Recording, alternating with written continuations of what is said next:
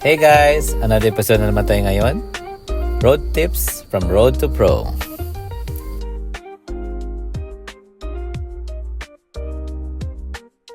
Ang topic natin is speed limit.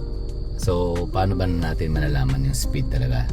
Kung pumunta ka man sa residential, sa main road, or sa highway, kung ano man. So, sample lang. So, magdadrive tayo. So, dito nakikita natin is wala tayong broken line. So sa gitna itong daan na ito, dito wala tayong broken line. So ibig sabihin 40 tayo dito kasi nasa residential tayo. Kung makikita natin yung mga bahay dito, marami tayong bahay. Okay, pero may mga exception na one lane lang siya na walang broken line, parang commercial siya. So most likely mga sa 60 ka or 50 or 60. Pero kung nandito ka sa residential, 40 talaga yan given, unless lang nasa school zone ka, maging 30 na siya. So kung pupunta tayo sa main road dito, once na nakita mo yung broken line, which is most likely makikita na natin dito after natin ang stop. Paalala lang, itong stop na to dito, lagi tayo mag full stop dito before tayo mag-proceed. After ng stop, mag-yield tayo.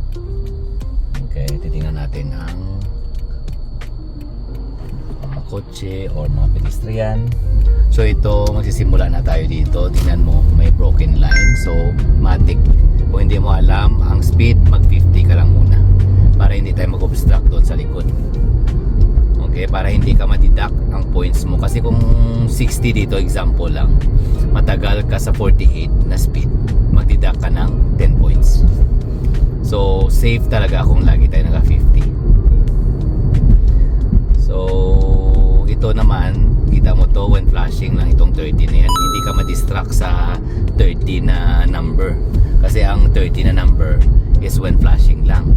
Pero kung nakita natin, marami tayong broken line, hindi ka ma-confuse, 50 ka pa rin.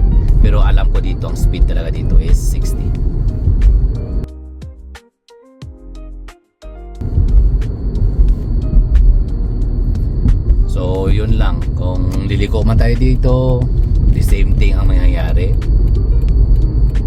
Kung hindi ko alam, kasi sa mga main road na malalaki intersection, makikita natin agad ang speed limit. Kung pupunta ako dito, malaking intersection na to, makikita mo agad doon ang speed limit. Kung nakikita mo ito sa gilid dito, yan, may speed limit yan dyan. Yun, si 50 pa rin given. Okay, yan. So kung babalik ako dito na ngayon sa intersection na to sa ilaw, wala na ako makikita na broken line. Magiging 40 na yan siya kasi nga residential na naman siya. So balik ako dito sa residential, tingnan mo, wala tayong broken line dito, given yan siya 40. Kita mo tong 40 na sign yan, no? Yan, dyan yan. Okay, so magpo 40 tayo dito. So maintain natin ang 40. So kung makikita mo dito, halos lang dito talaga makikita mo sa residential ang school zone. Kasi napakadelikado ang playground zone na sa labas. Kasi sa mga bata. So dito, tinan mo ito. Dito may makita ka na dito. Approaching na tayo sa 30 playground zone. So mag-30 na ako dito. Kasi kung 40 ka pa rin dito before ka mag-30 na makita mo tong sign, during that mag-40 ka pa rin, fail ka matik. So mag-30 ka na dito. So ang 30 na yan, from 7:30 AM to 9 PM. So kailangan 30 ka lang. 9 o'clock onwards ng gabi hanggang 7:30 AM, pwede ka mag-40 dito. Yan. So yun lang episode natin ngayon from Road to Pro, speed limit. Thanks for watching.